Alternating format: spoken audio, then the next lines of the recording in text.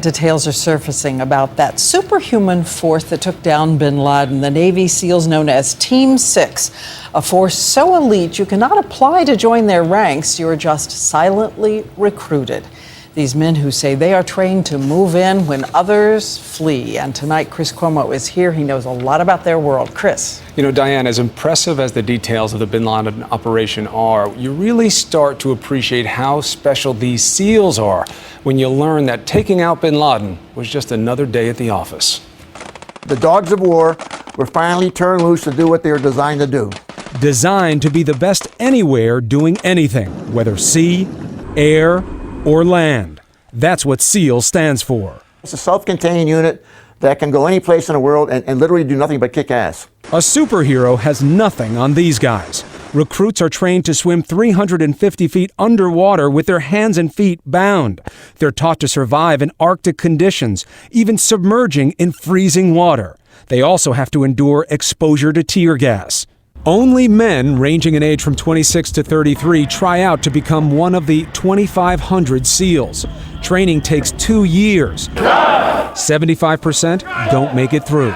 Even if they do, they need years more experience in the field to even be considered for the elite squad that double-tapped Bin Laden, Team 6. By the time you get to 6, you're either going to overcome any weak points that you have in any of those disciplines, or you're going to wash out and say you're a good SEAL, but you're not good enough for this. And Richard Marcinko would know. He started Team 6 in 1980. On missions, they may jump from a plane 11 miles up, sit in deadly silence, trained to camouflage themselves to any environment, or hold their breath underwater for over 2 minutes without releasing a single bubble.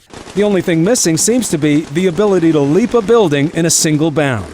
And of course, they can shoot with pinpoint precision. For example, they rescued sailors from the Alabama Maersk, taking out pirates through an open window on a rocking ship from 120 feet away in the dark. When you're doing hostage rescue, so you train hitting a 3x5 card over the forehead for the brain matter or the heart. But for all their physical abilities, what Marcinko says really sets a SEAL apart, their most deadly weapon is their mind. The body's only tissue.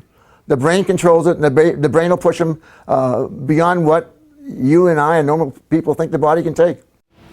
You know, we keep comparing them to superheroes, but they're different from superheroes in a very important way.